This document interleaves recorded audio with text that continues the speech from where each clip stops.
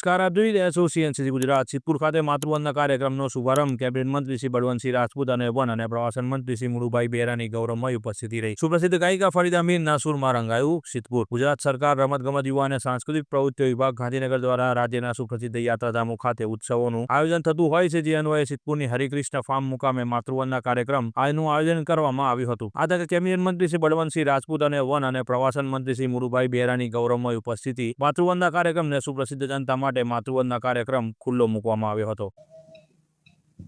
છેલ્લા કેટલાય વર્ષોથી ગુજરાતના મુખ્યમંત્રી તરીકે નરેન્દ્રભાઈ મોદી સાહેબ હતા ત્યારથી આજે ગુજરાત સરકાર માતૃવંદના માટેનો દર વર્ષે 2 દિવસનો કાર્યક્રમ થતો હોય છે.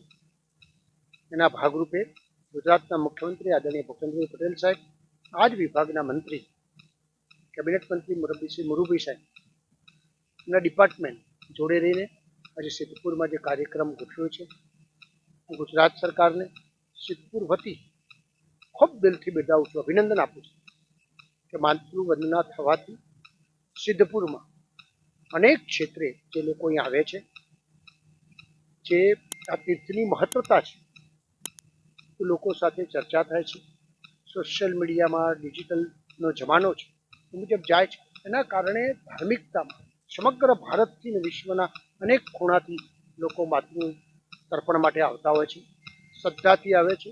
અનેક મિત્રો વાતો પણ કરે છે કે એ શ્રદ્ધાથી આવેલી એની જે શ્રદ્ધા છે એ માં સિદ્ધપુરમાં પધાર્યા પછી પરિપૂર્ણ થાય છે. એના કારણે આ 2 દિવસના કાર્યક્રમમાં અનેક લોકો સ્થળ બદલાય, એના કારણે બીજા પણ અનેક લોકો લાભ લઈ શકે એ પ્રકારની વ્યવસ્થા ગુજરાત સરકાર કરતી હોય છે. ખૂબ દિલથી બિરદાવું છું, અભિનંદન આપું છું. લોકોને અપીલ કરું છું કે આજનો જે 2 દિવસનો કાર્યક્રમ છે, 2 દિવસમાં આપણે સૌ અહીંયા આગળ આવીએ, જોઈએ અને માતૃવંદના માટે જે કોઈ આપણને અહીંયા આગળથી જે નવું જાણવા મળે એ લોકો સુધી પહોંચાડીએ એવી અપીલ છે. એની સાથે સાથે સરકારના આજનો દિવસ એ આપણે સૌ જાણીએ છીએ.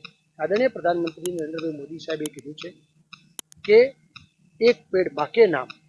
જ્યારે માતૃવંદનાનો કાર્યક્રમ થતો હોય ત્યારે આ વિસ્તારમાં અનેક પ્રકારના વૃક્ષો વવાય એવી પણ હું અપીલ કરું છું. અને એ જ બાબતમાં આદરણીય મુરુભાઈએ આજે એમ કીધું છે કે સરસ્વતીના બંને કાંઠે સરસ પર્યાવરણ અને વનનીય પ્રવૃત્તિ જ્યારે થવાની છે ત્યારે એમનો આભાર મારી વાત પૂરી કરું. 2 દિવસીય કાર્યક્રમમાં પ્રથમ દિવસે સુપ્રસિદ્ધ ગાયિકા શ્રી ફરીદા મીર અને દ્વિતીય દિવસે સુપ્રસિદ્ધ ગાયિકા કિંજલ દવે સિદ્ધપુરની જનતાને સંગીતની ઓટ તરબોળ કરશે. આ પ્રસંગે કેબિનેટ મંત્રી શ્રી બળવંતસિંહ રાજપૂતે જણાવ્યું હતું કે માતૃતર્પણ માટે ભારતમાંથી શ્રદ્ધાળુઓ સિદ્ધપુરમાં આવે છે. આ સિદ્ધપુરમાં ભગવાન વિષ્ણુના હર્ષાશ્રુ બિંદુમાંથી નિર્માણ થયેલ છે. માતૃતર્પણ માટે પ્રખ્યાત સ્થળ બિંદુ સરોવર દર વર્ષે ભક્તોનો વધારો થતો રહે છે. એવું કહેવાય છે કે જેમને સારા કર્મો કર્યા હોય તેઓને જન્મ સિદ્ધપુરમાં થાય છે. ભવ્ય ઇતિહાસ, વારસો, પરંપરા જળવાઈ રહે તે માટે ગુજરાત સરકાર સતત પ્રયત્ન કરી રહી છે. ભગવાને સર્જિત પરંપરા અહીં સંજીવિત બની છે. સરસ્વતી નદીના કાંઠે ભવ્ય નિર્માણ થઈ રહ્યું છે. અહીં તમને વાસ્તવિકતાના દર્શન થશે. ટૂંક સમયમાં સારી વ્યવસ્થાનું નિર્માણ થશે. વન અને પ્રવાસન મંત્રી મુળુભાઈ બેરાની સિદ્ધપુરમાં વહેતી સરસ્વતી નદીના કિનારે નદવંદન બનશે તેમની આપણને ખાતરી આપી છે. બિંદુ સરોવર સરસ્વતી નદીના કિનારે આધ્યાત્મિક વાતાવરણનું નિર્માણ થશે. વિશ્વના લોકો અહીં શાંતિ મેળવવા માટે આવશે. અહીં જ્ઞાન અને સંસ્કૃતિનો સમન્વય થાય છે. સિદ્ધપુર ખાતે યોજવામાં આવી રહેલ માતૃવંદના કાર્યક્રમ સિદ્ધપુર નગરજનો ધાર્મિક ઇતિહાસથી વાકેફ થશે તેની મને ખાતરી છે. આ સાથે માતૃવંદના કાર્યક્રમમાં ગાયિકા ફરીદા મીરની સાથે હાસ્ય કલાકાર શ્રી હિતેશ અંટાલા જોડાયા હતા, જેમને હાસ્ય દ્વારા લોકોને જ્ઞાન સાથે મનોરંજન પીરસ્યું હતું. આ કાર્યક્રમ બહોળી સંખ્યામાં સિદ્ધપુરની જાહેર જનતા જોડાઈ હતી. માતૃવંદના કાર્યક્રમ ગાયિકા ફરીદા મીરના સૂરમાં સિદ્ધપુરની જનતા રંગાઈ ગઈ હતી.